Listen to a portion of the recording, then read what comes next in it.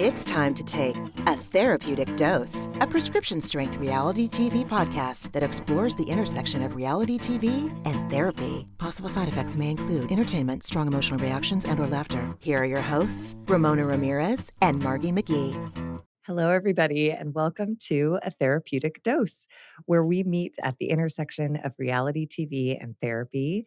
I am Margie McGee, and with me, as always, is my dear friend and co-host. You cut out, but I have a feeling it's probably time for me to introduce myself. Hello, I am Ramona Ramirez. Good morning, Margie. It's so great to see you. You too. I can't believe I'm cutting out. Oh, so frustrating. We're I still in know. retrograde. No, today it's supposed to go direct or whatever. I for thought Christ's sake. yesterday was supposed to. Today's I don't know, but yes. God damn it. All right. For anyone who put stock in Mercury retrograde, it was in retrograde from April 1 through, I think, the 24th, or today, the 25th.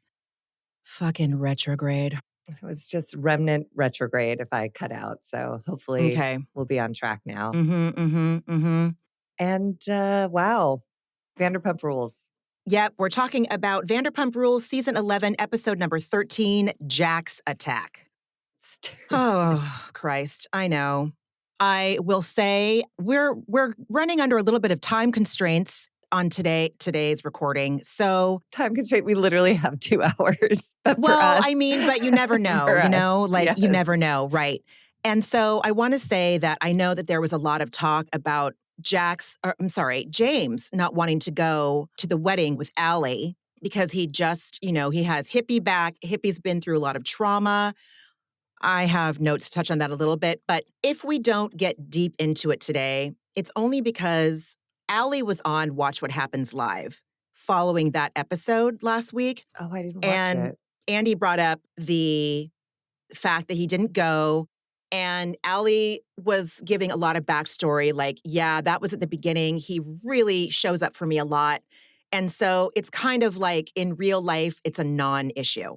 Okay. And so also, what I've heard is that when you foster animals, it's kind of a bad idea. Or when you get a puppy, or I mean, I'm sure with Hippie, it's the same because he was bounced from home to home for a long time. I think it's pretty like standard to kind of like a home up with your pet for 48 to 72 hours at least, just to give them some stability and trust. Yeah, I don't know. I mean, that definitely exists, but it's funny that you say Hippie has experienced trauma, which he did. But I think what was being expressed was James's trauma, because James has been 100. abandoned. James has been left. Everything he loved, his mom, his, Raquel, his fiance, like things that he cared about have evaporated. And so Hippie's back and he is holding on to him with a death grip. And yes, it's true. Like the more stability, the better for people, for pets, for all of it. But like when I got Evelyn, my current dog, I got her on a Saturday and I left for Canada to work on a show for 3 weeks on a Monday. So like I had her for 2 days and then she was with my mom for 3 weeks. And they built this incredible bond because I was away for 3 weeks, back for one for the course of like, I don't know, 3 or 4 months. I remember that. Yeah. And she's okay. Like I Totally. think it was confusing. I guess my point is I'm glad to hear that they have resolved this because it is, Allie was right. Like it is a threat to your relationship if you're going to prioritize the dog.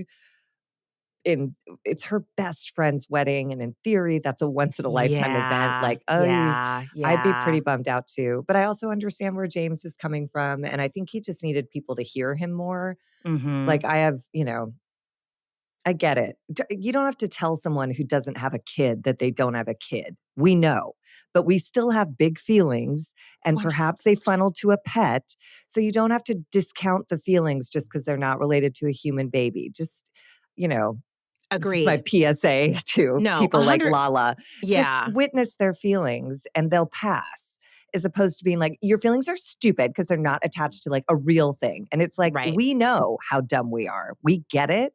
But it doesn't change the fact that the feelings like are that big and that deep. And surely, like in James's case, they're related to things outside of the pet. So just be 100%. A friend, Lala. Right, right. Like, I get it.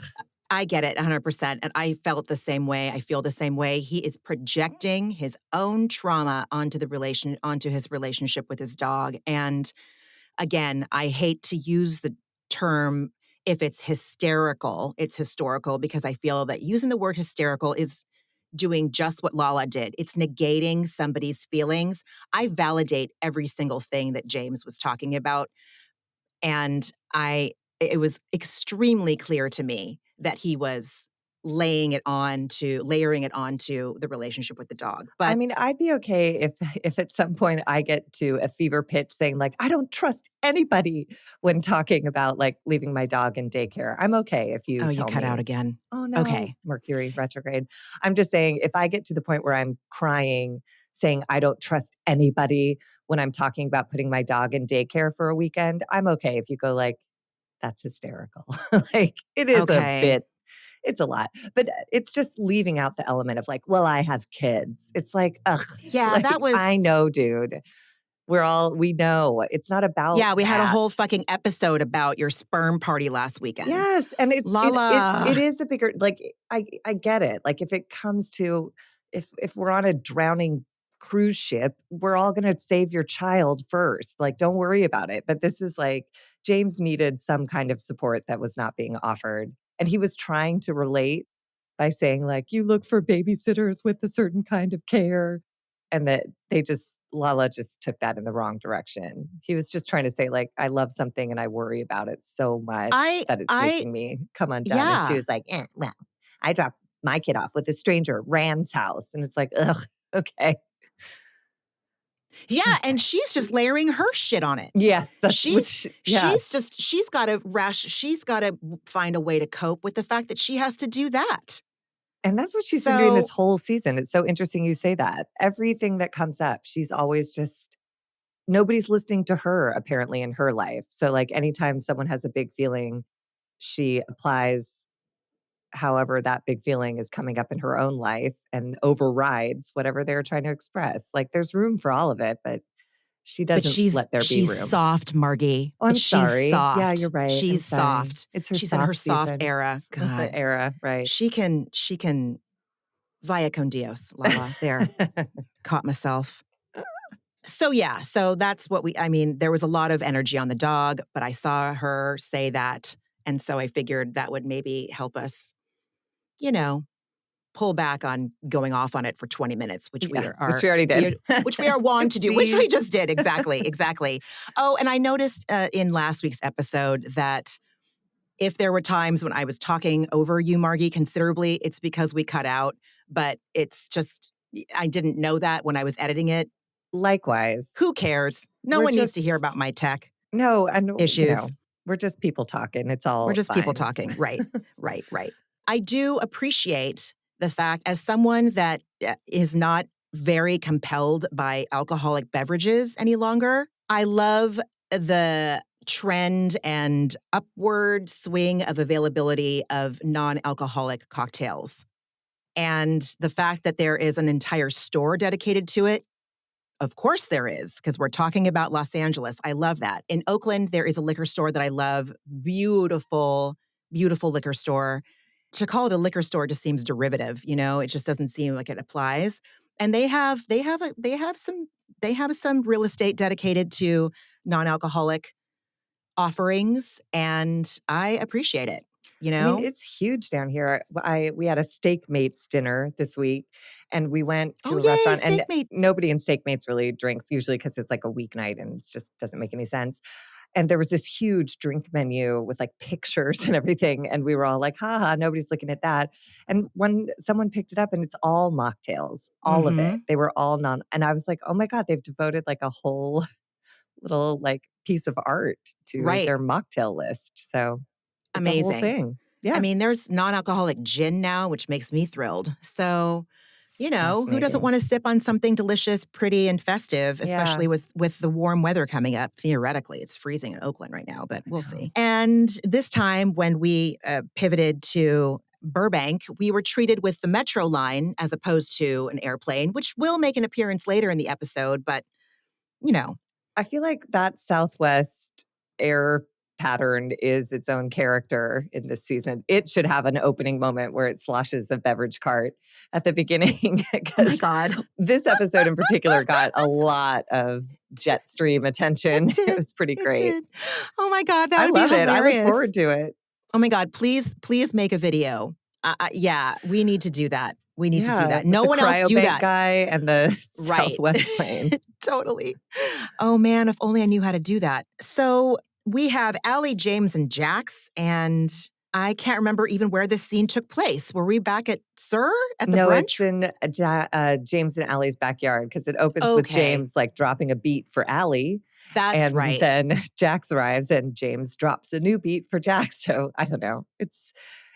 This was Jax. I really hate Jax and I really hate Tom Sandoval. And I was never more aware than in this episode how very similar they are. Sandoval did a great job of playing the part, trying on the personality of someone decent for a lot of years, but he failed abjectly and now he is Jax. And so I was Wow. like really overwhelmed this episode with just so much anger and discomfort that like people like this exist in the world consequence free, it seems. So Oh God.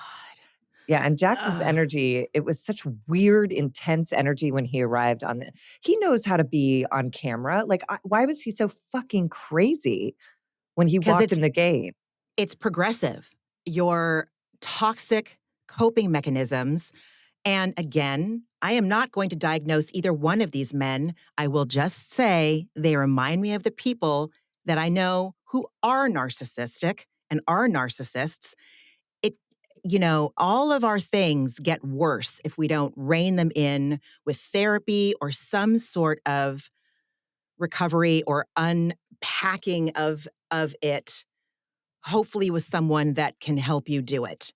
Or a book, something, a podcast, if you were to listen, there's myriad good therapists out there that have podcasts.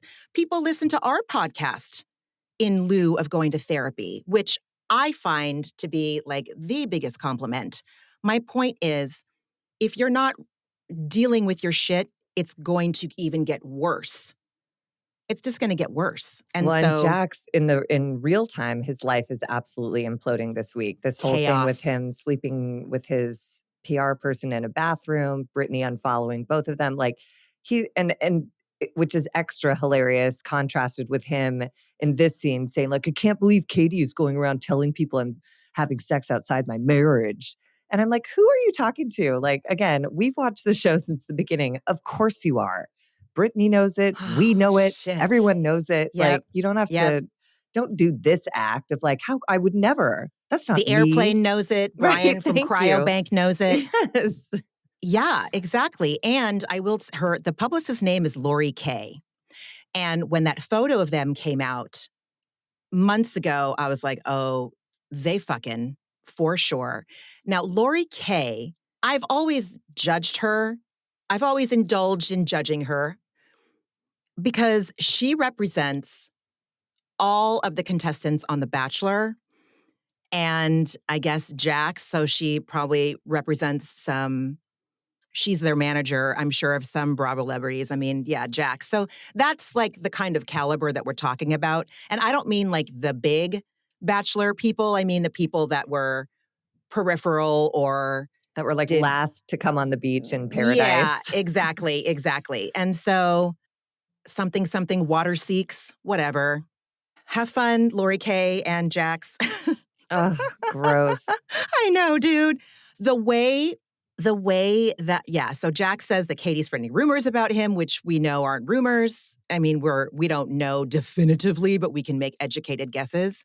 We can bet things.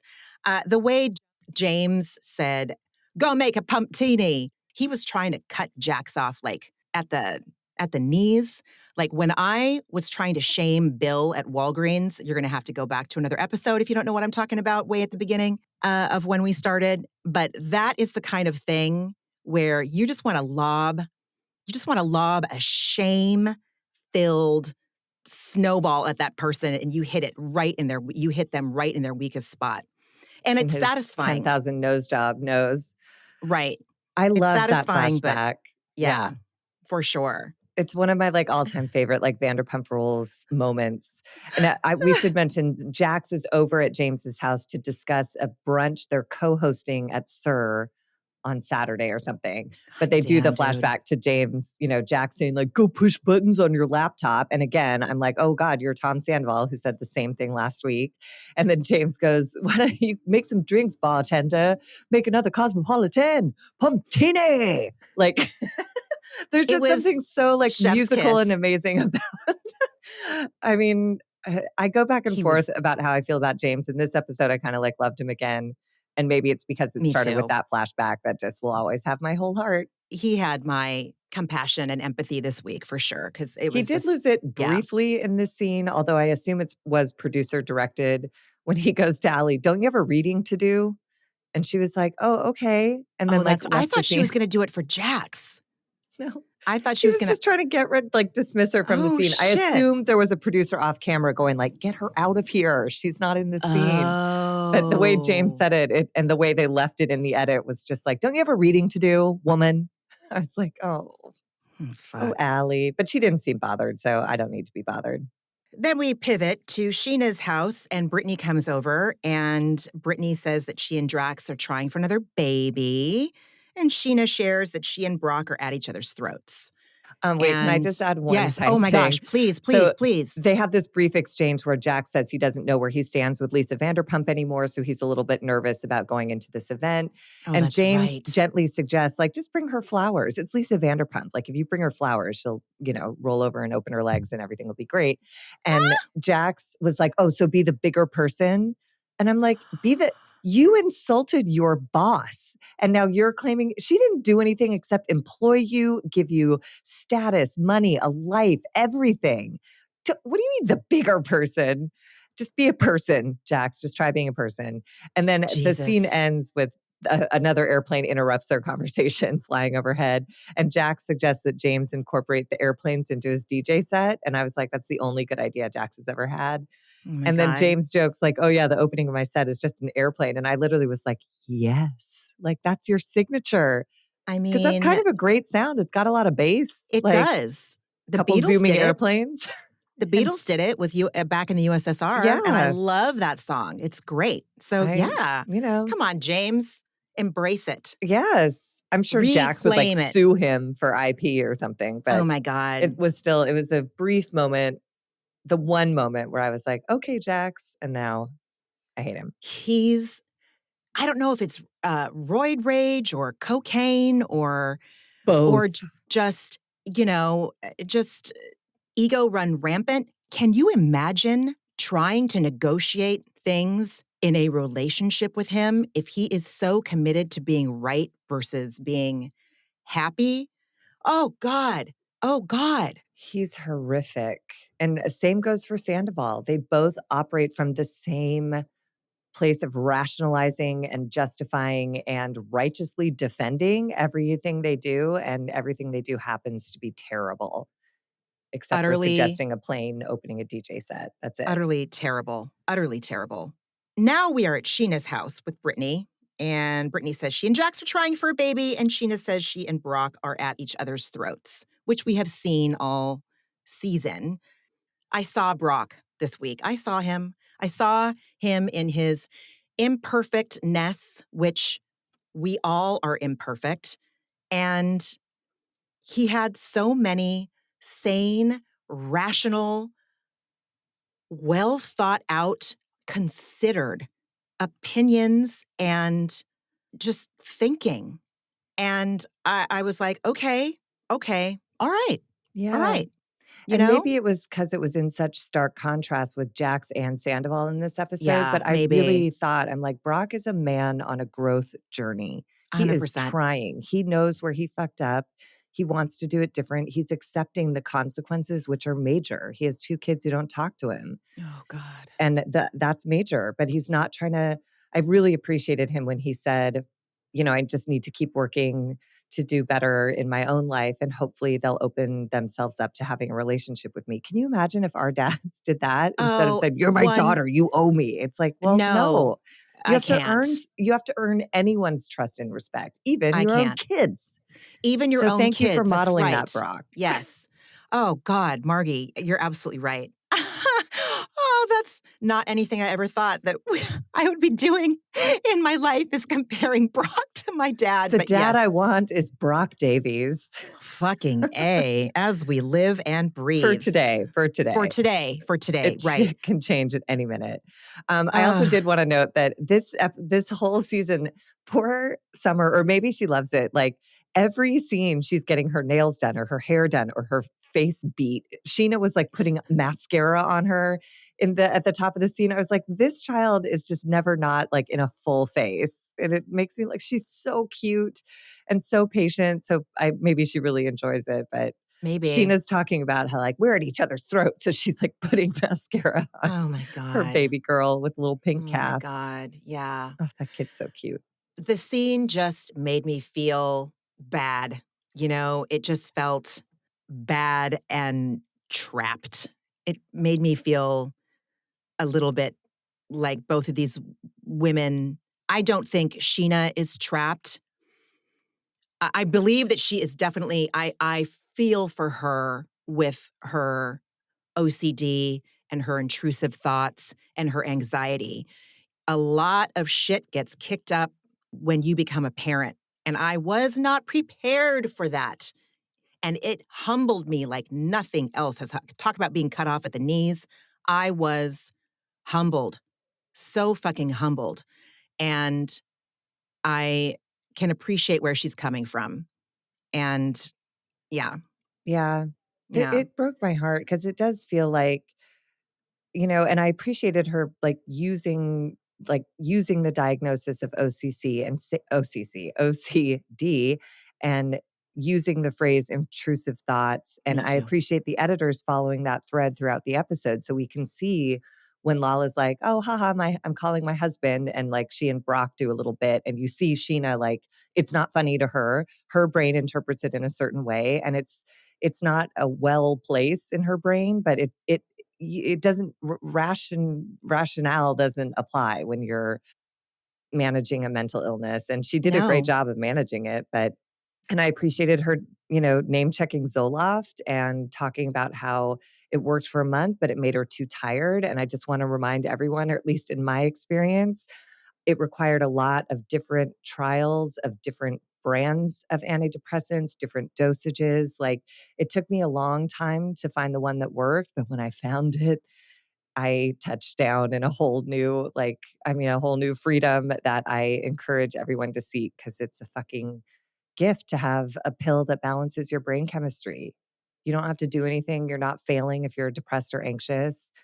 You need fucking a vitamin or, like the way you would give your body a vitamin it's deficient in. Your brain needs support. And it takes a fucking minute, though, to find the right one. Oh my God. I mean, I'm nodding so emphatically along with what you're saying that my neck is going to fall off.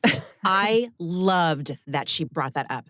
I have taken Zoloft and I have experienced the same thing where you're just so fucking tired that you're like, what the fuck?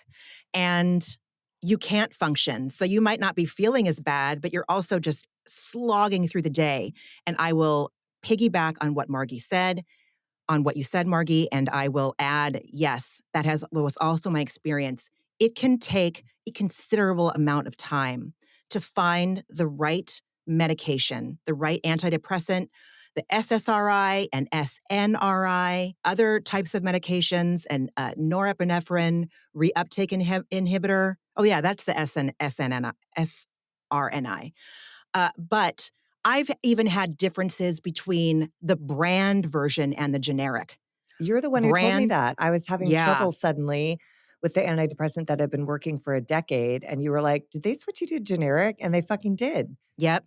Yep. And they switched it back, and I was like, "Okay." It Yep. makes a difference in my body. 100%. They were trying to save me 100%. money, God bless them, but, like, I'd rather pay the 10 extra dollars rather than 0 and have an effective treatment, Me so too. Absolutely. Absolutely. And yeah, it can take a whole lot of time to find one out. And the thing that sucks about them, and the reason why some people don't like to stick with taking them, is because, these medications do have side effects and they don't always feel good. A lot of times they dissipate. sometimes they don't. But in that first 6 to 8 weeks, maybe even 3 months while your body is adjusting as you titrate up, find the right dosage for your brain chemistry, it can be a real fucking ride. And if anyone is currently on that ride right now, stick it out, talk to your prescribing physician or psychiatrist about how long should I give this? Or yeah, or just give yourself an internal boundary of like, I'm going to try this for 90 days. If I don't feel better, I'm going to say I've got to change something. But, Well, and also there's so many options now. Like when I went in, and this was decades ago when I went in for my prescription, even then there were so many. I sat down and I was like, I refuse to take something that makes me gain weight. I refuse to take something that makes me fatigued. And so they gave, I don't know why I'm being cagey. I take Wellbutrin. I now take the mm, highest available dose because I've been on it fuck for 100 yes. years. But that exists, like and it works for the type of depression that I have that requires like sorry, that speaking of depression, my dog is crying from my bedroom. Feel so She bad. feels left out. She's my antidepressant. Sorry, shout out Mm. Evelyn. Anyways, I really appreciated the scene. It was really raw. And however, raw on one side. Sheena was amazing. Brittany had a chance to relate to Sheena, to share experience, strength, and hope, if you will, as Sheena was talking about the fear of Brock cheating on her with a nanny or with Lala. And Brittany could have then said, just so you know, I'm with someone who's actually acted out on that behavior. And if you want to know what to look for, I can tell you. And what I see in your husband is not that. So, but Mm. instead, Brittany she offers nothing and she just goes, you'll be fine. You'll figure something out. Oh my And I was God. like, you'll be fine. You'll figure something out. She's crying. She's talking about OCD, paranoia, depression. Like, what? How dare you? After Sheena started this whole scene saying, like, we're best friends, I was like, that's not a best friend. That was No. dismissive and shitty. I did not care for it, Brittany, but I don't care for your husband. So our choices are not the same. Yeah. I wrote Brittany gives the worst advice in air quotes or in quotes because so it was that kind of thing where I think I've talked about this before. We made a point when Leo would hurt himself or be scared of something or be crying when he was little. We had this discussion, I think, before it even happened. I was like, I am never going to tell my kid, it's okay, because what I'm doing in that moment is I am the one uncomfortable with my kid having feelings. I'm going to validate, oh my gosh, did you fall down, honey? Was that scary? And maybe I shouldn't even said, was that scary? Because maybe that was putting an idea in his head. But my job as a parent was to validate his experience and his feelings in that moment. And it is such a trigger for me when I'm out in the world and I see a parent immediately go to, you're okay, you're okay. And I know what they're getting. They want their kid to know that they are okay. In a couple of minutes, they're going to forget that they fell off the monkey bars and they hurt themselves. My point to bring this back is that Brittany didn't even give Sheena an ounce of validation or I hear you and I acknowledge you. And I don't know one person on this earth that doesn't want to be acknowledged and heard. It's one of the most powerful things you can do, It's sort of the I same thing we think. were talking about with James. It's like if someone had just said, God, you seem so upset to be separated from your baby. That must be really hard. Instead of saying, like, it's not a real baby. Don't you dare compare. Same with this. Instead of acknowledging, like, this must be a really confusing time. You don't seem yourself, and that must feel really challenging on a day-to-day basis. Even knowing it'll get better, right now, every day, it looks like it feels really hard, and that sucks, and I love you. But, like, yeah, she's just like, "You'll be fine. You'll figure something out." Fuck, It's like, man. well, of course. Of God. course, we all will with any situation, but where someone did appear to feel heard was Brock with his friend Luke, where Mm-hmm. he sat down and just said, I really appreciated him. He said, I really want a nanny to come help so I can step away to go fill my cup. And I thought of you immediately because this is the language like you've taught your son bucket filling and whatever. But like, it just, I don't know. You're I so thought it cute was for so, remembering that. yeah, but I thought it was like, it was so simple and sweet and pure. And I believe him. I think that's all he wants. We all deserve to feel resourced, and we all operate from our highest selves when we are resourced.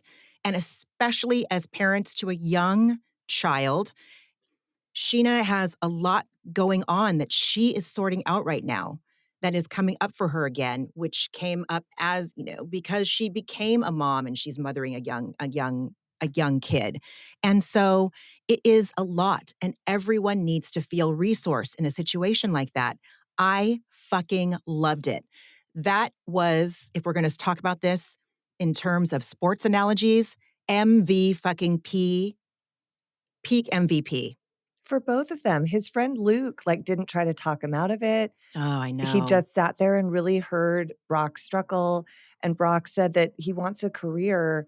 Like, Sheena reduces it kind of to, like, he's a man and it's this old-fashioned thing, and Brittany does the same thing, like, "Yeah, Jax, when I made more money, he was mad and we fought all the time," and I'm like, "That's because Jack's a bad person."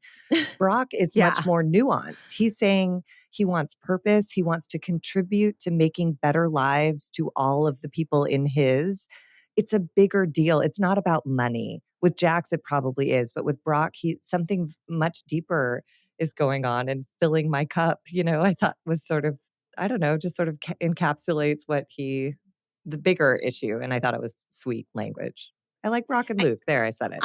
I loved it. And they are two men that if you were to go on first impressions or not know them, they're just two like guys that look like all they care about is working out and macros and gains and boneless, skinless chicken breast, like meal prep. They look like meal prep guys. And they weren't. We get also later on in the episode when they're at their anniversary dinner, it sounds like Brock became a father when he was 19. I will remind everybody that our prefrontal corti, I don't know what the plural of cortex is, his was not fully formed when he became a father, which is what I'm assuming. It sounds like he was very, very young. And we can be doing our best then, but obviously he's gone through a lot of work and he's very different now. Where the fuck was I going with this? I had a distinctive point. Oh, I lost it again. Oh, no. I mean, I will say I remain, like, a tiny bit conflicted about that because, I'm team Brock. I love him so much, but I also, the mother was 19 too, and she didn't have the choice Oh, to go very good. away. She has 2 children and no help and no money, and it sounds like, she was on the receiving end of him not being a grown up in a violent way, and, like, if she were my family member, I would be like, but truly, I respect and admire Brock's growth, and what makes him so lovely now is that I truly think he understands what went wrong, how it went wrong, and how to change it, and we see that at the pool party. He could have hit Tom Sandoval in the dick, and everyone would have been on their feet cheering, but all he did was put a hand on his shoulder, back him away from his wife, and say, like, "Get a hold of yourself. We're asking you to acknowledge that you're 40, not 20, and make a change," and then he left. And so you just see in his actions that he has developed, and you feel the regret of not being who he is now then, and that he has to live Absolutely. with his whole life, and that's heartbreaking. But that's life. I hope any kid who's 19 and bailed on his first ones and maybe like knows that there's redemption. It takes work. You lose a lot no matter what, but you're still a valuable person and you can gain a lot and contribute a lot and matter a lot, even if you've made huge, big, bad swings in the past.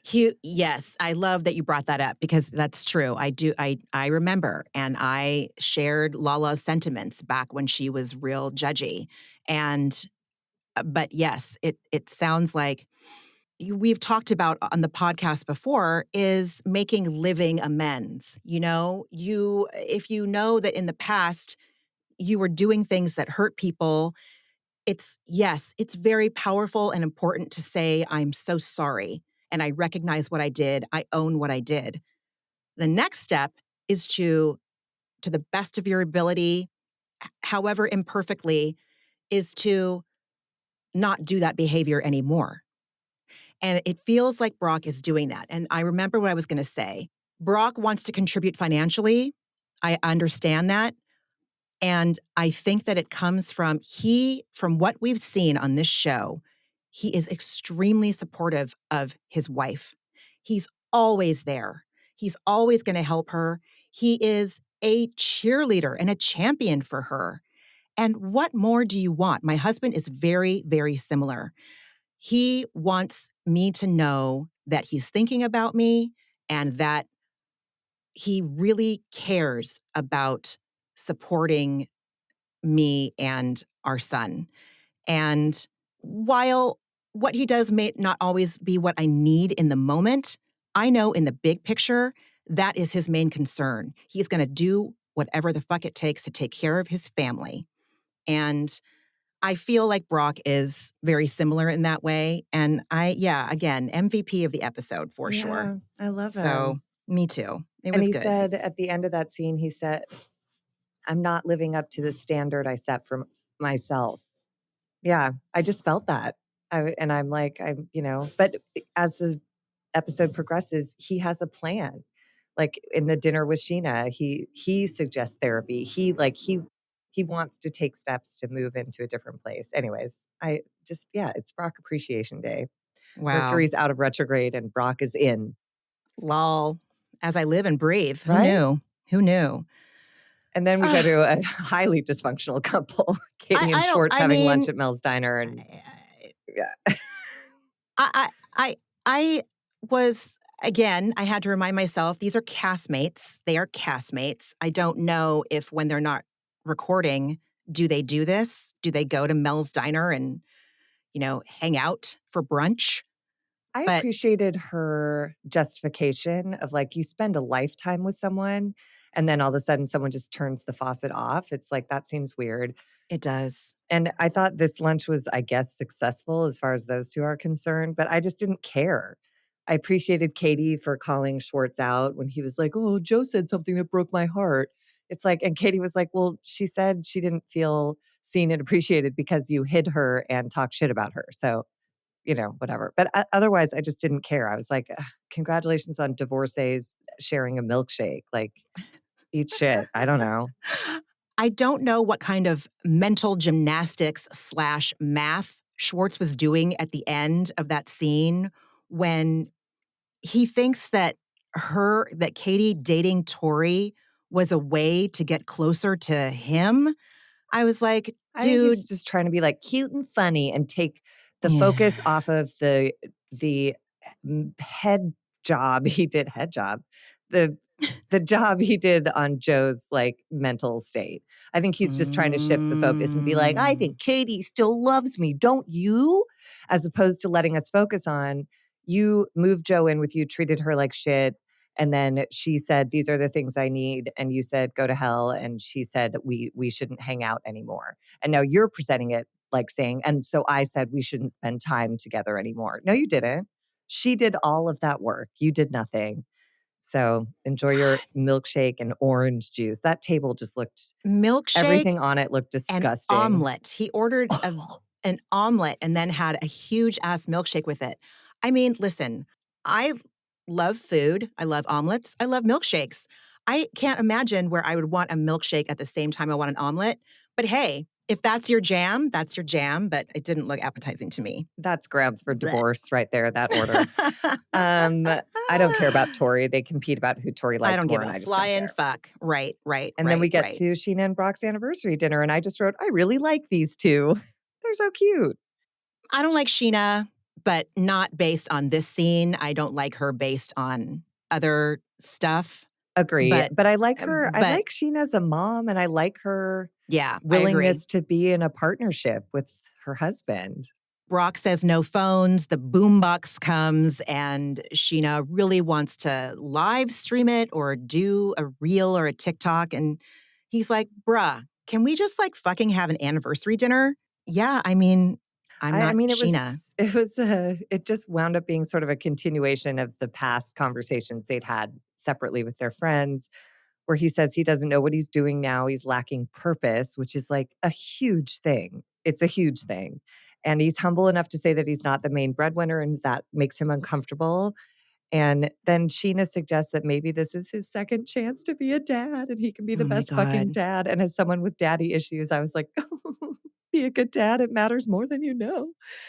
And then he weeps in the moment and he weeps in his confessional talking about the things he would do differently if he could have talked to his younger self. And now all he can do is work on himself. And then he says to her, in relation to him saying he wants to seek a career, he says, "But I don't want you to think that I want more than our family." And I was like, "Oh my God, his priorities are just golden."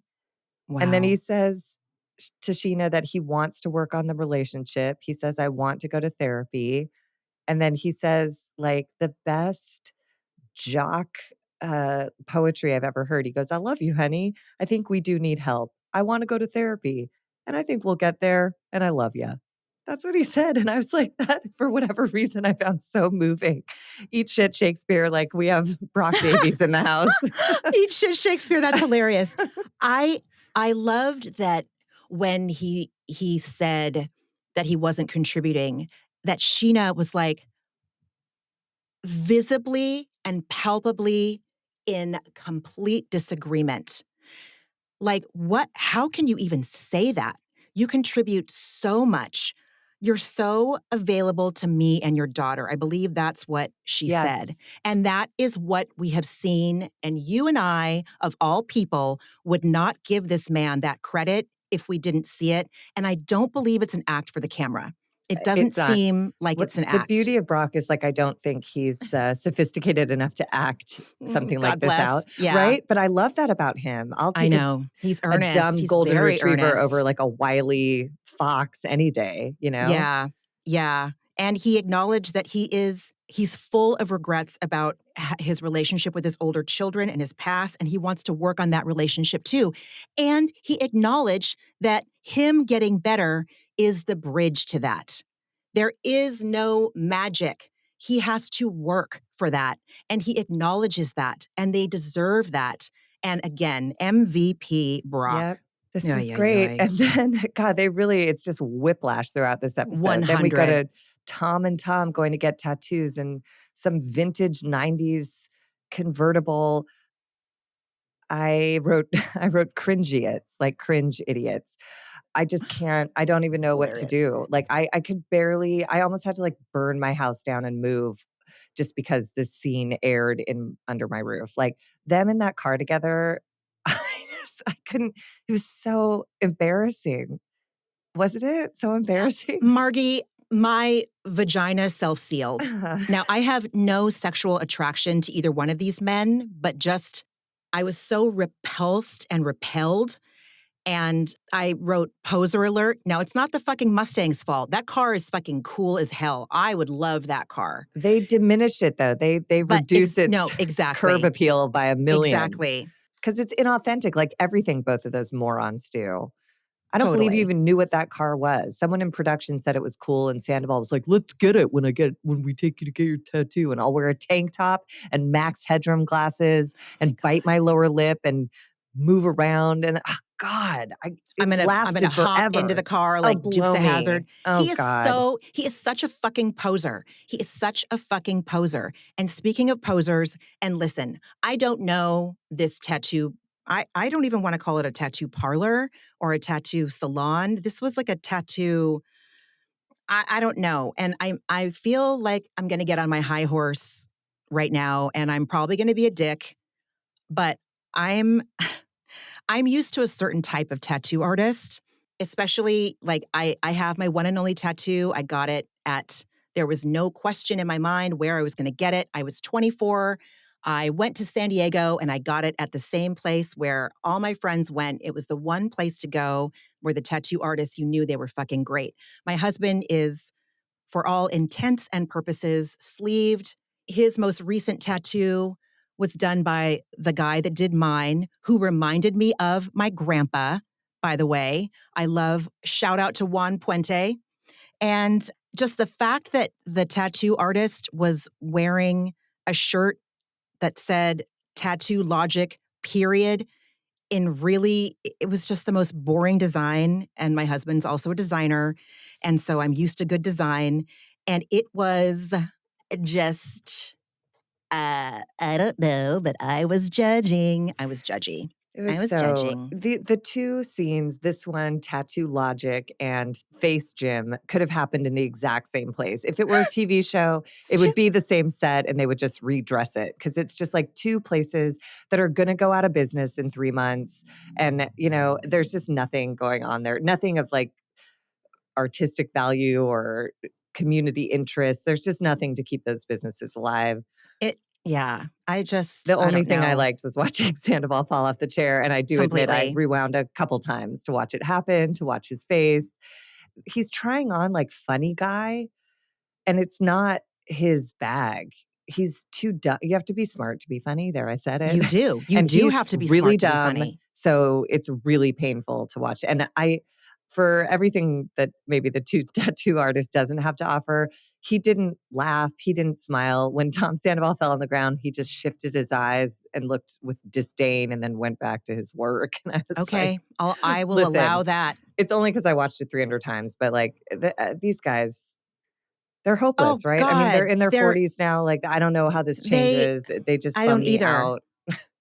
It's not gonna change until it's not working for them anymore or until they can't stand themselves, and it Yeah, looks like right now, they're both, it's working for them in some way, shape, or form, you're right. and again, like Schwartz says at the restaurant, I'm assuming Schwartz and Sandy's almost killed him, Yes. and Sandoval is still trying to push him to get to move in, and it's like, take no for a fucking answer. Listen to your goddamn friend. If you care about Schwartz, you are not going to browbeat him into moving in.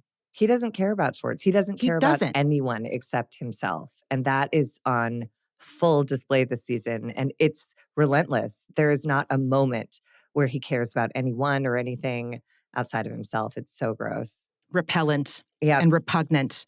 And then we go to the Face Gym, which is God just damn such it, an dude. LA institution where they're like, "We're doing cardio by massaging your face, and now we're Ah, gonna do muscle building." It's like, "No, you're not. You're just like yeah, it's you're nice. not. It's like a nice facial treatment. Like, let's not brand it. There Why do we have to brand everything so hard? Just, like, get a facial."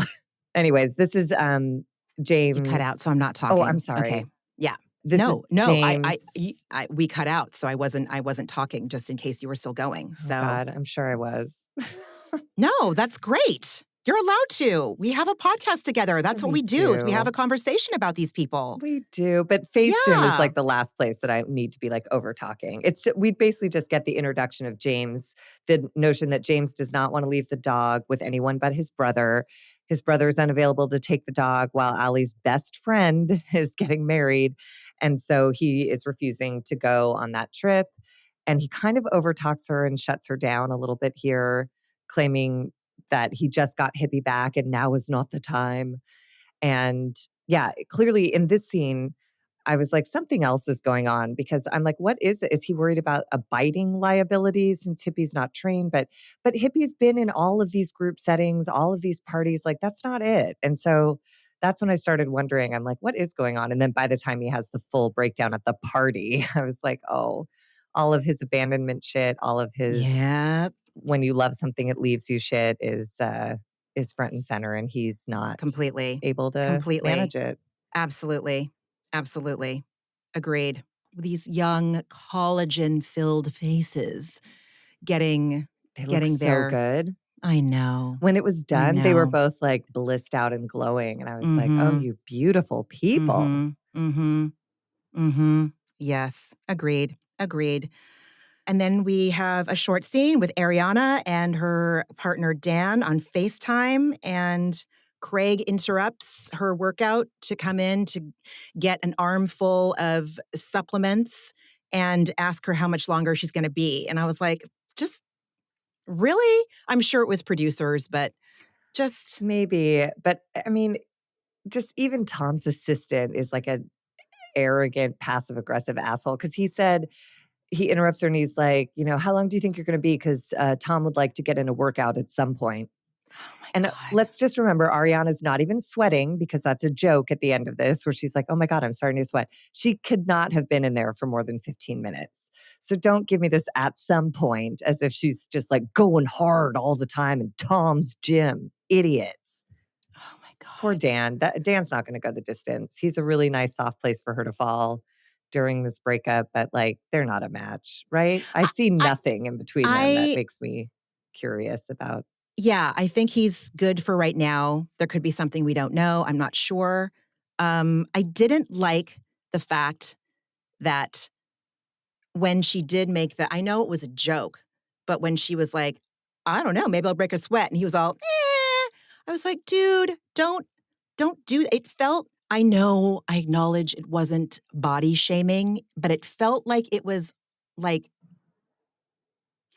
I I don't hear know. you. Out of I don't, it felt, context and in anyone else's mouth, it would have sounded bad. But I could also see myself having that same instinct of going like, well, like I don't think he overthought it. And she received it well. she did. And She again, did receive it coming off well. of Tom Sandoval, if Totally. that's the level of abuse, like You're I'm right. sure she's like, You're you know right. what? That's fine. If you're going to say I'm not sweating enough as opposed to I'm disgusting and you have to fuck me in a t-shirt kind of thing. Like, Right. this is fine. And You're she looks 100% right. amazing. She does. He And knows that. He's not a dummy. isn't his career something He's a fitness? trainer. He's a personal Right. trainer. Okay. Yeah. And you can totally see Tom saying something like, I mean, you didn't really work out because you didn't break a sweat. 100%. You didn't lift.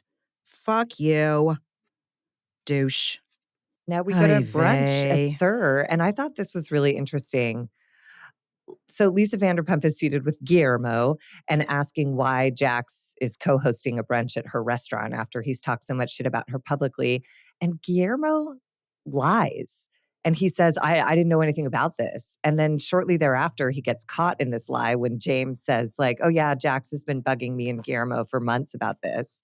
And I was like, I don't know. This again, the adult child of an alcoholic awoke in me, and I was like, "Oh, everyone's afraid of Lisa, and they're changing their stories and their behavior and their attitudes to match hers. She doesn't like Jax, and so Guillermo is going to choose to also not like Jax and pretend he's never was never aware that this event was happening." It's such a gross, creepy dynamic, and all of the men are like that. Like James becomes an adult child of an alcoholic, like trying to manage Jax, who's an alcoholic, up against Mm, Lisa, who has alcoholic God. personality tendencies, even though she's surely not an addict, but she is a workaholic and a, earnaholic. I don't know. This whole opening moment just made my skin crawl a little bit. Well, the part that made my skin crawl the most was watching Tom Sandoval in that fucking outfit come walking down the street and walking in like he was the hottest shit on the planet. I cannot stand. On someone else, that outfit would probably be okay. But, sir, you are no Chris Pine. You are no Harry Styles. You are no God. Someone hosted SNL recently that had a really great suit on that was like a 70s suit silhouette, and I just loved it. But Sandoval, because he is completely manufactured, he looks like a dick. He is a jackass, and fuck him in his sartorial choices because they are manufactured and they're not authentic. And I fucking can't stand that guy. Yeah, he wears it like he's in a Delia's catalog or something. Like it Yes. would look really genuinely like cool and fashion forward on anyone else, but he just looks like a fucking moron. Back to the LVP thing and these men acting like little boys around her, I Mhm. wonder if that contributes to the fact that she has a more soft spot for them than she does the women cast members, or if she's just drinking the misogyny Kool-Aid that capitalism and men have shoved down our throats since the beginning of time. I wonder if that's part of it. It's Because you're right. interesting. Yeah, no, go ahead. No, Guillermo is a grown-up that we don't see. Like, he's a legitimate grown as far as we know. Listen, maybe he's just got the salt and pepper hair and, looks older, but maybe he's just arrested fucking development too, like Jax and Sandoval and Schwartz, James TBD, and I don't think Brock. But yeah, I wonder if that is part of it. They I think play into that with her. Oh, yeah, well, and she sets up the dynamic, like, let's not forget, she is the boss, so whatever dynamic she sets up, they fall in line or they lose their jobs, and they all know it. yeah, And yeah, you're also, right. Lisa does the thing, it's that old school feminism thing, it's the lean in vibe of like, "Be one of the guys, just be in there with them." So she pulls that Oh. attitude of like, "Fuck you, I don't need you, get out of my fucking business." And it's like and then they're like, "Oh, Lisa, huh." And Jax, weirdly, in this scene, he pulled the like, "I'm sorry if I said anything out of pocket." And it's Ugh. like, it's on camera and it was horrible and it got you fired along with a number of other terrible character defects of yours. But yeah, she does do that thing. And it is weird. I have experienced it earlier in my career when there was like more than one woman in a writer's room, which was rare. There was there Ugh, was one that's writer's room in particular where there was an older female writer and she was incredibly aggressive and like trying to be one of the guys and in doing so shut down the other women in the room to the point where I got a phone call. I was with my friend Beth for her wedding dress fitting and I got a phone call from this woman telling me this was on a weekend and she's like, "You're a little too much in the writers room. You can dial it down 30%." And I said to her, I was like, "I will take that note from my bosses anytime. Should we go in early on Monday and all of us will sit down, my two male bosses and you can discuss, we can all discuss how much I should tone it down or no? This is just your fucking note. You turn it up. You get your jokes and you try harder. Don't tell me to fucking turn it down." Sorry, triggered. Oh, Anyways, no, I'm I so proud of recognize that you. attitude in Lisa Vanderpump of like, I'm the boss bitch and there is only one. And women are subordinate and men I spar with. Fuck off, No, I know. old I'm head. not a fucking fan. I'm not a No. fucking fan. But he does. He has ill-inflated balls to like talk shit about her on camera and on podcasts and then have the audacity to come. And I mean, I understand her feelings, but I don't know if I believe her that she doesn't want him there. She does. She hugs him at the end. Yeah. And in fact, she shuts the conversation down by saying, "You've talked shit about me, so you understand that while the cameras are here, in parentheses, I would be remiss not to say anything because you've humiliated me, and so now I must do the same, and now go have your brunch and get on with your day, sir." Mhm. But it is, I mean, but Damn, dude. Jax is ridiculous for saying like, "You didn't check in on me on my wife," and to talk Oh shit about God. Lisa Vanderpump, it's once again, Jax, you do not exist without Lisa Vanderpump. You don't exist. He That's a really sliding truly door that doesn't. doesn't open in any other Yeah. way. It You are was this or 100% nothing, right. sir. So you're a fucking Oh, moron. And I feel the same way about Sandoval at the end when he's talking about Sheena's affair. And I'm like, Sandoval, you don't exist. If Sheena didn't have that affair, none of this happens. That affair is whoa. the origin story of your life.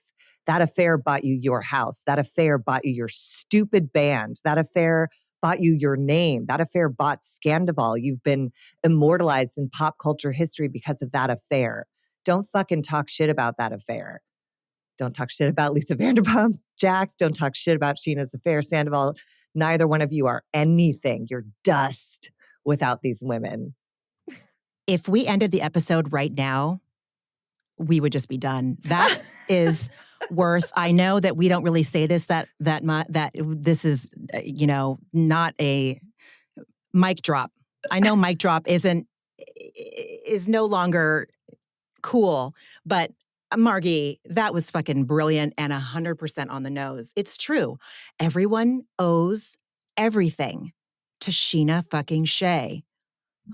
Yeah, and Lisa, because Lisa's the one who spotted that affair and knew that that's a way to open up the show via Beverly Hills. I got rolled And make into more money. Vanderpump Rules against my We all knowing, did. against my will, and I never looked back. So It was the best transition. yeah, It was brilliant. the best. It was fucking, Brandy just walks from the Beverly Hills set, so to speak, right into Sir, and Vanderpump Rules was born. Thank you, And Sheena. and all of these men owe everything to these women who now they're like, "You didn't check on me. You didn't do this." It's like, you don't. You have nothing if these two ladies didn't live their lives exactly the way they did. So I I can't. Oh my Ugh. God. That was fucking brilliant. I love the fact that Jax tries to like fuck with Katie and she's like, come at me, bitch. She just like fucking White Walker, Night Kinged him. Night King? White King? What was his name in Game of Thrones? I don't know anything about The Game of Thrones because once the White Walkers disappeared after the first episode, I was furious. And so I watched because I had to, and I learned I nothing, and I know mean, no one. he just the white that's just my one of my favorite gifts. Like, what you got? What you got? She's like, yeah, that's what I hear. Fuck you. No one is fucking with Katie Maloney no more. And I loved her for saying in her confessional, whenever someone has to talk about how much they've changed, they haven't. It's like, if you have to tell me how good you are, you're bad. Mm-hmm. It's again, it's the Brock Davies effect. He doesn't talk about it. He just behaves in a way that you're secure that he's a good person. Jax, I'm insecure when he's on my TV screen. I can't imagine what it's like to Oh be my up against him in God. person. You're I right. can't wait for Oh, him to like clear the set anytime he's on screen. Jax tells Ariana that Schwartz is, considering moving in with Sandoval. I don't think from what we've seen in these scenes that that's accurate. He's made it Schwartz clear, which is not Ramona clear. Mine would be hell no. That's a terrible fucking idea. $6,000. I don't own this house. Get the fuck out of my face.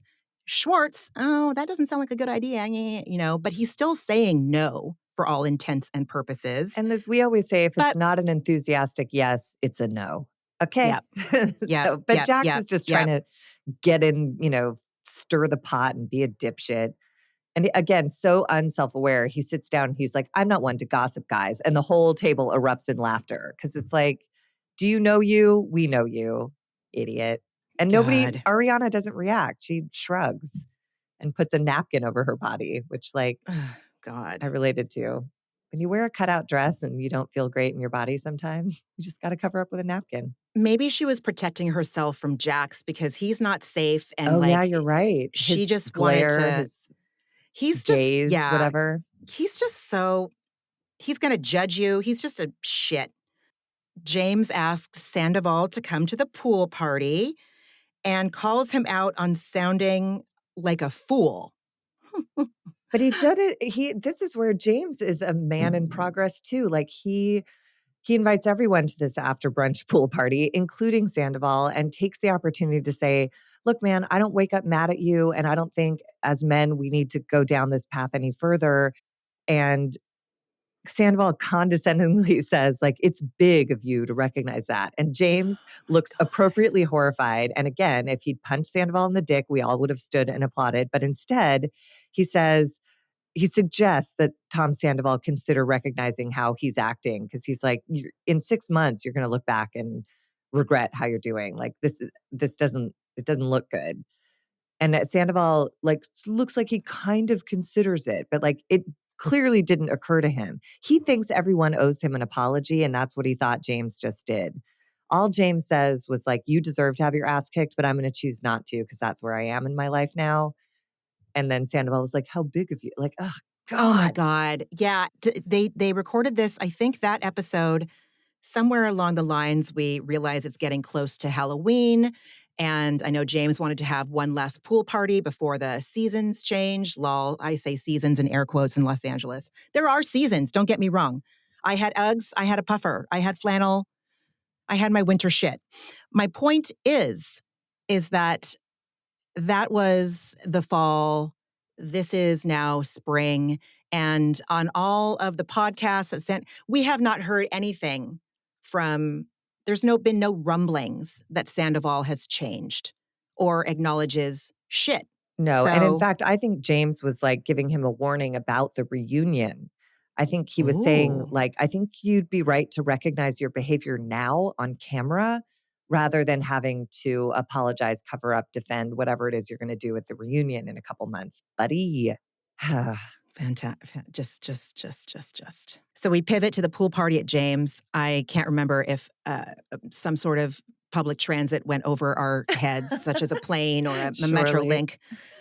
Jax is on furlough. His wife is home, his kid is home, and he is going to make sure everyone knows he's going to get drunk. Aim fucking high, Jax. Aim You high. say on furlough, I say on cocaine. His energy, again, was just like, my wife's at home. We got a babysitter.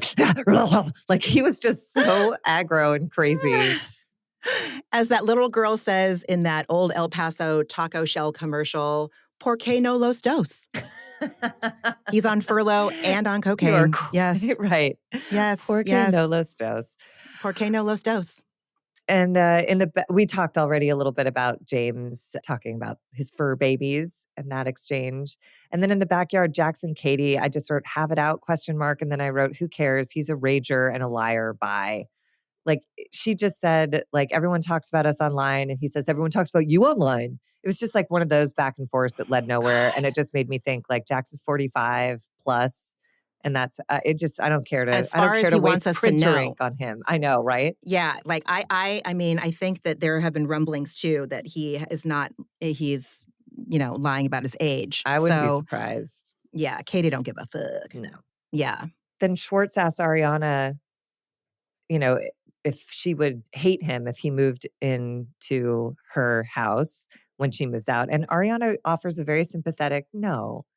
And he looks stunned. I think he expected this to be another Schwartz the victim moment where he could blame Ariana, like he could get out of moving in with Tom by saying like, "Well, Ariana would be so mad. I can't do that to her." But she was just like, "No, do what you want." And he was like, "Uh-oh, now I have to make a decision." He's like, "I wasn't expecting you to say that." It's like, "I was expecting you to bite my head off. Sorry, buddy." God. And I was expecting you to do it on camera so I could show everybody why I couldn't possibly move in with Sandoval. Too bad, dummy.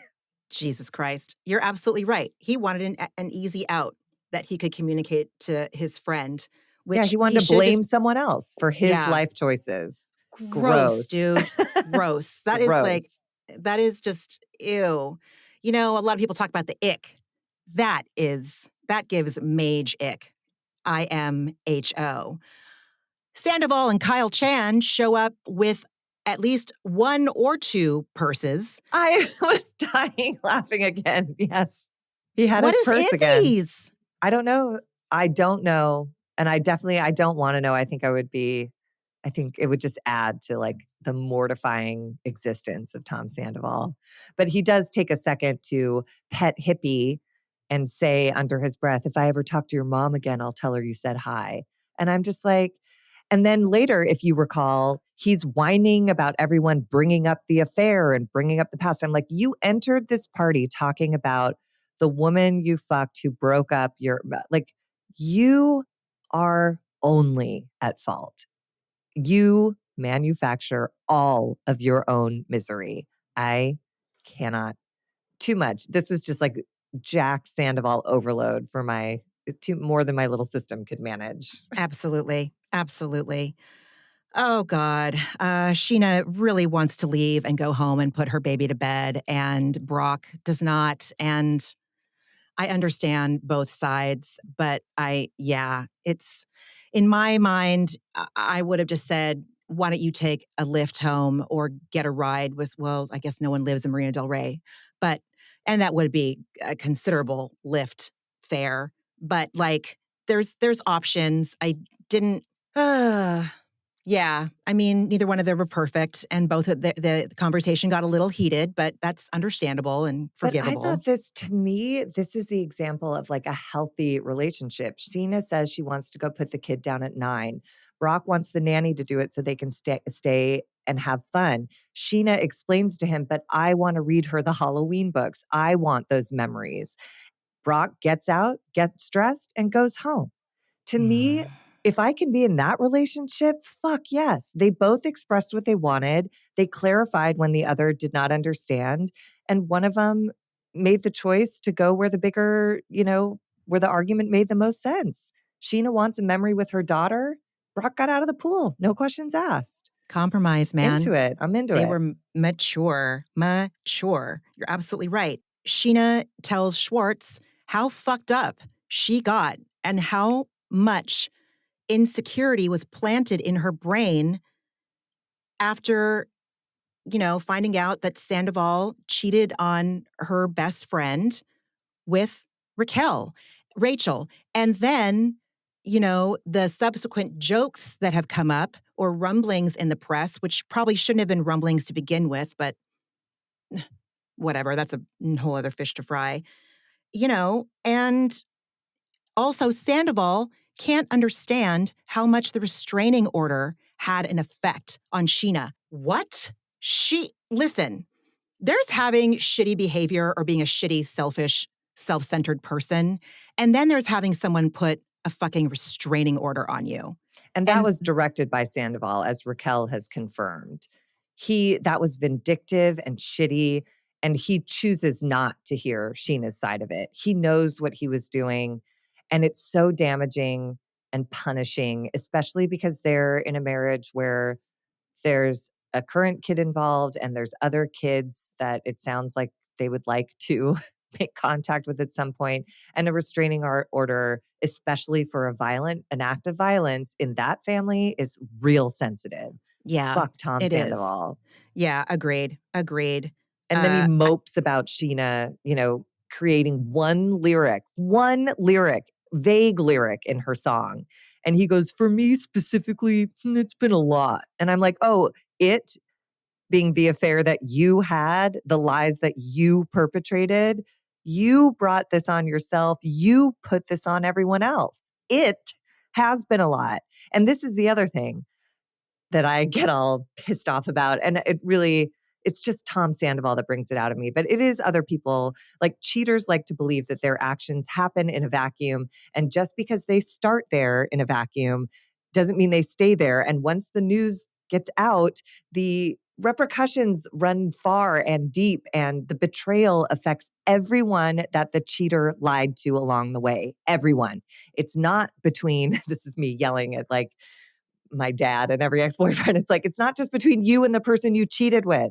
Everyone you lied to in order to make that affair happen is hurt, is broken, is betrayed, has trust issues now. You did that. I know you think it just happened in the bedroom. It didn't.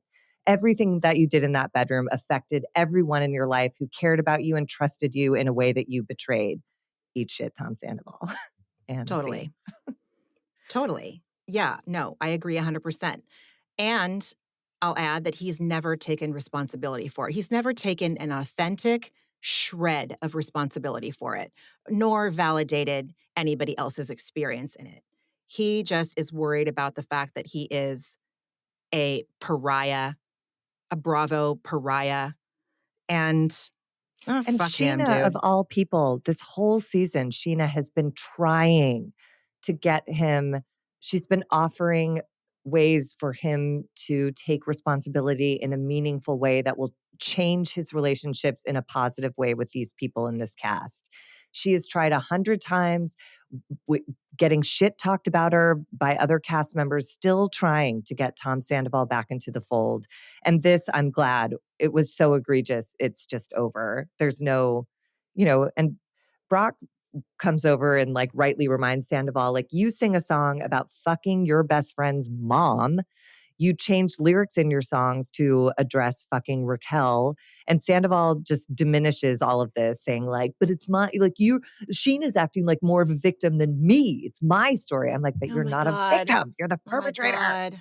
He's My so God. unforgivably gross, and he thinks he's right. And he's just and this was where we talked about it before. Brock sternly reminds Sandoval, because Sandoval brings up like, Sheena, you were the other woman once. And Brock backs him up and is like, she was 20, you're in your 40s. All we're asking is that you say I fucked up and I'm going to try and figure this out. And then he left without hitting him, which I thought was a massive victory. What a disgusting thing to say to a man's wife. If anyone said that about you, I would punch them. Like, I don't know how Brock like kept it together, and I applaud him for doing so, because that was way out of line. Agreed. And also, at the age of 21, when we saw that scene that we talked about earlier, which introduced us to Vanderpump Rules, Sheena explains she 100. Now listen, I would have been scared of Brandy had I been Sheena too in that scene. But I don't think that that was the motivation for Sheena taking the responsibility that she did at 21 or 22, whenever that scene was filmed. And I also She believe her when she said she didn't know this man was married. she didn't know. Nobody knew who the fuck that Mhm. guy was. We didn't have TMZ in the internet. There was no way to look it up. He said, "I'm not married." She got in bed with him, and it's not her fault. Like, she was Mm-mm. 21. Have you Mhm. seen a 21-year-old? Like, Mhm. give him a Mhm. break. My Mhm. God. Mhm. Agreed. Agreed. I Brock wouldn't have it, and none of her castmates would have it either. Everyone was like, "Whoa, dude, Yes, that's whoa, right. Lala was apples like, and fucking "No." oranges." Yes. And the last note I have is that Sandoval is again constitutionally incapable. At this point, we have no reason to believe that he is not that he is constitutionally incapable of being honest with himself and other people. I mean, there's He just has no a other way around it. mental defect because He Sheena does. leaves crying.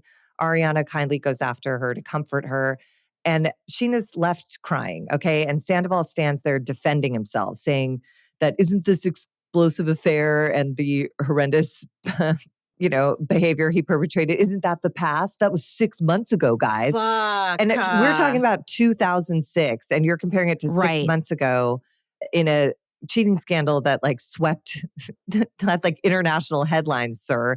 And also, Yes. again, if you don't want people to talk poorly about you, don't act poorly. Like, it is I get into this, I got into this with my brother-in-law a bit. Like, I was asked not to discuss details of my sister and brother-in-law's breakup, and I was like, "No." I'm like, "This is my story now too." So, like, I'm not gonna talk about anything I don't know about, but the shit I know about, that's my story. And you could have handled this in a way where you didn't have to hide it. And I don't, there's no conversation to be had here. The parts of this that belong to me are my story. And the parts of it that belong to you that I know nothing about are yours. And I won't speculate. But like, don't fucking tell me to, like, don't do something that drastically affects and reshapes my life and tell me to, like, keep it on the DL. Fuck no. Oh my God. Lying is lame. He had this whole season. He had this whole season. Oh my God, please are we close to the end? We have to be close to the end, We right? must be, because they talk about when Ariana was on the phone with Dan, she's like, "I see you in less than a week for this party in San Francisco." That is the closing party of the You're season. right. You're right. So it will be fucking Sheena debuting her apples to apples fucking song or whatever the hell it's called. How you like them apples or oranges to apples or Apple Dumpling Gang. I don't fucking know. Anyway, that reference is going to go over so many people's heads, maybe. It's worth I looking don't up. know. Yes. Yeah. So that brings us to the end of the episode. They're going to be up in San Francisco next week. I'm excited to see that, see where they go. I think that's the Um, finale, right? That okay. party. So Okay. I'm excited. Yeah. Me too. What's coming in its place next? What are we doing? The What are we going to Valley will do stick after? around. I don't know what comes back. Oh, Oh. Jersey's coming back. Sorry, you hate it. Yeah. I can't remember Well, what else is on the docket, but I know Jersey is back in May. okay. Well, I might have to suck it up and take one for the Therapeutic Dose team, dude, which It's I will. Wow. Talk about the family issues that are going to come up. Let's do it. Fuck it. Let's do it. Let's do it. We'll see. We'll see Um, what else is available. But like, yeah, it's gonna be a good system season. And in the previews, the facelifts, oh my God, are so intense. It's good for me to watch again as a cautionary tale. Like, I definitely want to get a facelift at some point in my life, but I want like a deep plane, lower you face want and some neck Kristen lift. Wiig work, dude. Thank you. That is exactly what I'm after. I'm not God, after whatever Teresa beautiful Giudice work. just did. Is like, wow, She got a facelift? oh, it's pulled so tight. It's like Jennifer Aniston's new facelift. She was doing so well. Oh my God, the most gorgeous, perfect nips and tucks. And then she recently got a facelift that just pulled it like a little too far. You know, when the lips start to move to where like dimples would You see be? the line right there? Yeah. Yeah. And it's just Yeah. like, That it's Joker just the smile thing. littlest bit too, Mhm. it's not even a Joker smile. It's just like the littlest bit too far turns it into a facelift as opposed to like good You got a work, good you night's know? sleep and Yes. you drank a lot of water. Right. Exactly. So for Right. no other reason, I'll watch Jersey for facelift Okay. intel. Okay. I will suck it up for. I'll start with what I know I just asked Please. you what did you watch, but this is relevant. I will suck it up for the team, and I will watch Jersey for the very first time, other than just like it's on in the background or whatever. But I've never watched a full season. I will do it. I'm Good. interested and curious. I would not be able to recap or discuss The Valley. I tried. I think I'm halfway through episode 3 or 4. I even had it on when I was doing other things. The behavior from these people is so I don't like it. I can't even watch it as entertainment, quote unquote. Like I can't do it. I can't And it watch The gets Valley. worse and worse and Can't worse. do It it. is, yeah, it's, you know, I watched it, but like it's joyless. It's really sad. It's It's joyless. a documentary as opposed to like an aspirational reality show where there's something distracting to take our minds off of like the monotony of daily life and uh the imminent demise of a relationship or two. It's just like, oh man, it's heavy. It does It's not bleak, dude. It's bleak, fucking bleak. It's deeply, so deeply bleak. bleak. So, yeah, I tried with The Valley. I believe I watched the last installment of the Potomac reunion. I don't think I'm behind on that. Wasn't it just on Sunday? No, it I was could be on last week, it was? but did you Okay, have well, thoughts on it or I just I liked it, and I liked what did we already talk about this last week? we touched on it last Oh, week, but you shit. hadn't watched it yet when Gordon Okay. revealed his Gordon bipolar 1 revealed, yeah, diagnosis. yeah, Yeah. and I just Mia, the way she shows up for him, just that is vows. That's the embodiment of vows and love. He's the father of their children, or at least At least 2 out of 3. at least 2 out of 3. Right, right, which I say with no judgment. I'm just saying, like, No, no, and I think that's it's been it. confirmed that it's Gordon's because it It was is. done through IVF or like there was this other guy, you know, whatever. Anyways, I do the only reason I feel comfortable giggling at all is because I'm pretty sure that it's been confirmed that all 3 kids are Gordon's. Okay. Anyways, who cares? I didn't mean to take us down that road. Please, that's fine. It was good. And then speaking of documentaries, I watched the first installment of season 2 of The Jinx, which Oh. I maintain that documentaries are the OG fucking reality shows, and I love a good documentary. This is great, great, riveting television. And let's see, I watched. This is scripted, but I watched the entire season of Baby Reindeer on Netflix. Oh, Can't recommend it enough. really? Such a beautiful, terrifying, poignant, riveting like story. And now I want to read. I'm gonna Google the writer and the director and the star of the show. I hope he wrote a book because I really like to read it. But it's so fucking great. Oh, so good. And what else? I thought, oh, a shit ton of, like basketball. Got my heart broken on Saturday I night. know. I Woke up thought of you. depressed on Sunday. It's weird to have that reaction to sports, but like to make it this far and to have them play this team that they've lost to, 10 times before that game. And now 11 times. Game 2 of the series is tonight. And I'm going to have another Laker fan over to watch with me. And, it's just, it sucks. It sucks, man. This is like the part of sports that's hard. I have no skin in this game. Like it doesn't affect my life one way or the other. But to see these people, to see these athletes, and someone has to lose, I get it. But they were so close. And that game, pivoting off of the end of the 76ers Knicks game, which this is why I love the postseason, because those games were games. Like it was who's going to win this? Who's going to win? And it was really great. So we'll see. Oh God.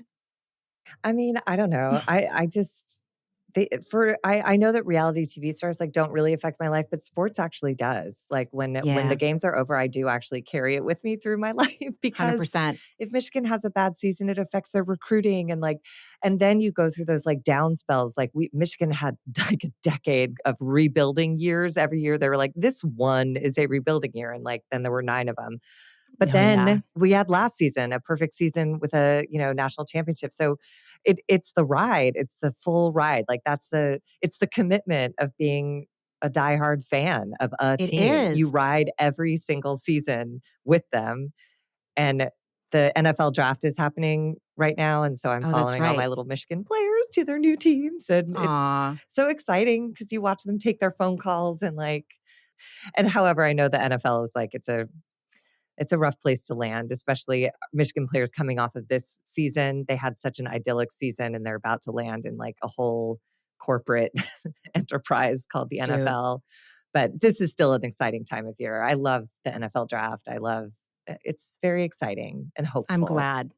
I hate football so I know much. I you can't. do. I I know. just but But you it's just understand. If I'd said no, it basketball, just you'd like, you get it. yes. It's like Yes. the hope of the Absolutely. next chapter, like all Mhm. the hard work and experience you gained in college, you take with you into the dream. The dream comes Absolutely. true with these phone calls, and it's like really moving. Like the other night I'm watching the game and I'm like, when like LeBron is 38, I believe. He's been playing basketball for so fucking long, professional basketball. I don't know when he's going to retire. And I want to see him, you know, they won the finals in 2020. I would like for him to I want them all. I love this fucking team so much. I love the starters. I love the guys on the bench. I love them. I want them to get this. Lakers in 6. Let's just say that. And I think tonight they're going to win. They're back at crypto. Listen, I'll always call it Staples, but anyway, I just made the jerk off. Yeah, so that's what I watched this week, friend. How about you? I was very Bravo centric this week. I watched The Valley. I'm still like an episode behind or two on Top Chef, but I watched some more Top Chef. Oh God, I always forget about Top Chef. I Yeah. love it. Kristen is the new judge who whatever. Mm-hmm. Anyways, it's like good. It's not great. I wouldn't, if you need background noise, it's interesting, but there's no like super dynamic personalities or anything. But I just love how that show is edited, like the way that show is crafted really like does something to soothe my nervous system. So I really like watching Mm. it. Mm-hmm. Mm-hmm. Um and I watched Below Deck. So just light fare over here. But I'm glad you reminded me about the Jinx part two. I didn't realize that had come out Ooh, already. So I'm definitely so gonna good. look into that this So weekend. good. And what Yeah. sucks about HBO is that like they're like, no, you're gonna wait a week, which is so great because you have something to look forward to. But it's also, on Netflix when it's all next episode, you're all, yeah, yeah, shoot it into my veins. hmm But yes, yes.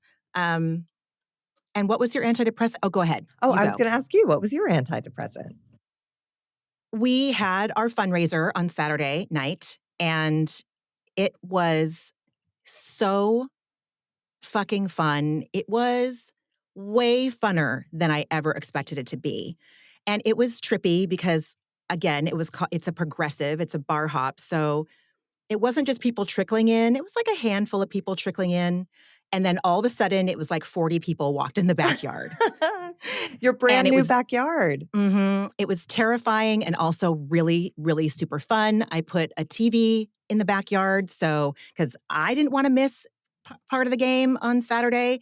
And I made friends with other Laker fans that are parents at my kids' school. And that was really fun. It's always fun to be able to throw down neighborhoods and street names and restaurants and the Lakers players' nicknames with other people that know what the fuck you're talking about. It just makes me so happy.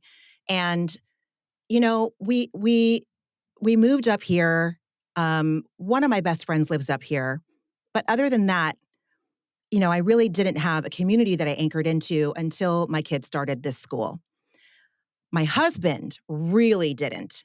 Like in San Diego, he's a different person because wherever we go, He's like the he mayor of San Diego. Isn't he right, like everyone knows everyone Josh in San everyone Diego? knows Josh, Yeah. right? And he is beloved and he should be. hmm And people get so excited when he comes to visit. And as long as he's working and taking care of his family, his social life or those urges to be social, they just I don't even think it's a conscious thing. Like, it's just, they just go away and he doesn't prioritize it. To see my husband, who didn't necessarily want to do this, like he acquiesced to me. Hmm. And when the guest list was growing, he's like, oh shit, what? And he had a fucking blast. So Oh. part of the fun for me and the serotonin and dopamine release for me was me socializing and seeing people have fun in my backyard, but also looking around and seeing my husband Mm. talking to people and like his demeanor, like his socializer demeanor, like his personality came up, and he had a fucking blast, and he kept telling me and other people, because the people in my neighborhood that we were co-hosting with, they know that he was like grumble, grumble. He was a little Hank Hill about it, like he didn't really want to do this. And now we're just so pumped to entertain more because we saw the backyard like come alive, and she really just like shone, and it was so fucking fun. So that was my big antidepressant this I'm week, was so the glad. party. I'm It so was happy really fun. for you and Josh and your lucky, lucky neighbors and, school fellow parents. Like, they're so Mhm. lucky that It was so you guys are fun. so generous to open your beautiful, gorgeous backyard. And I'm so glad it felt like not just an act of service, but it felt like soul feeding to both of you guys as Totally. well. Totally. What an amazing, like, little community garden you've built back there. Like, It that's was so lovely. great.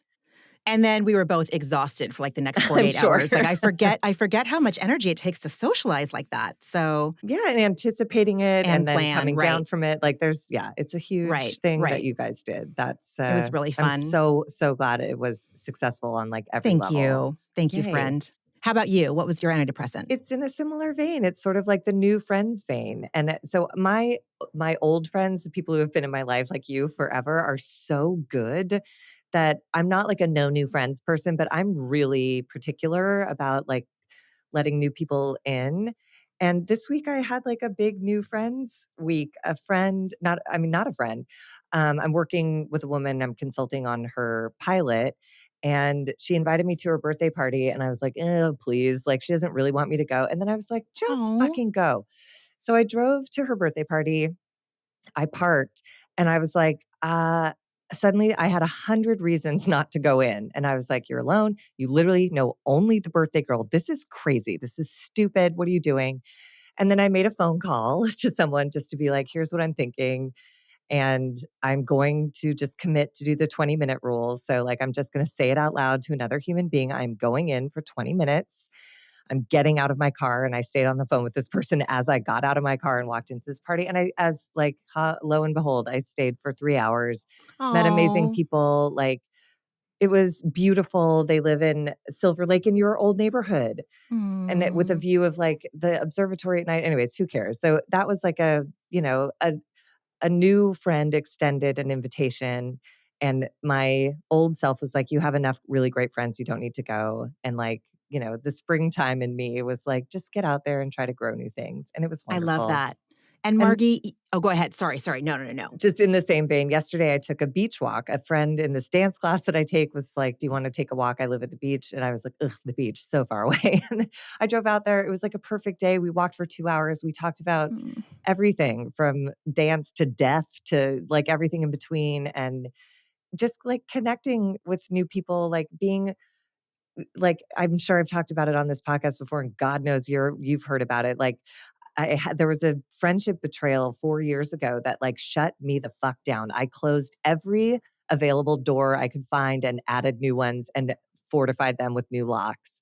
So this week was a big deal to like find two accept invitations from two new like female friends. And you know I compare them all to you and like my other close old friends. And so they have a really like hard, they have massive shoes to fill, and they're not even Oh, close yet, but like I don't know.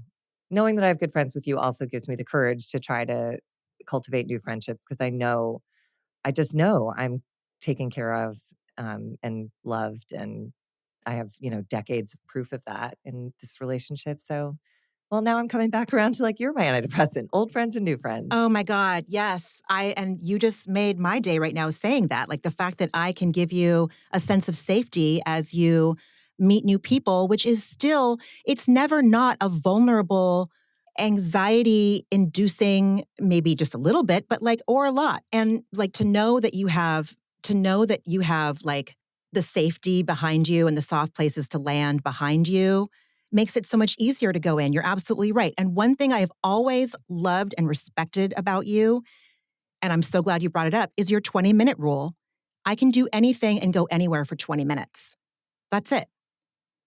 That's Yeah. it. And then you can go. And then, so you're just amazing. Oh, you're so nice. I will say it hasn't been that acute in a while. Like when I first started using the 20-minute rule like 20 years ago, I needed it. Like this was the first time I'd needed it on that level. Like in order to get out of my car, I had to know I could go home. Like I Mm-hmm. literally was Mm-hmm. about to drive away from this parking spot, a really nice parking spot, which you don't get a lot of in the hills like that. But anyways, it was whatever. It's the repetition of recovery works.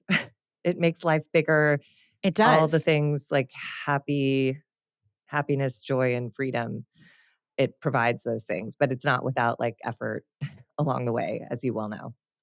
I mean, COVID didn't fucking help any of us. Mm-mm. Being locked in our houses for 2-3 years, like that didn't do anything for helping us feel secure or have the opportunity to practice a 20-minute rule, period, Mhm. So good for you. And Good for you. it's so lovely to hear about your party because it reminds me like when you host a party, you just want people to show up.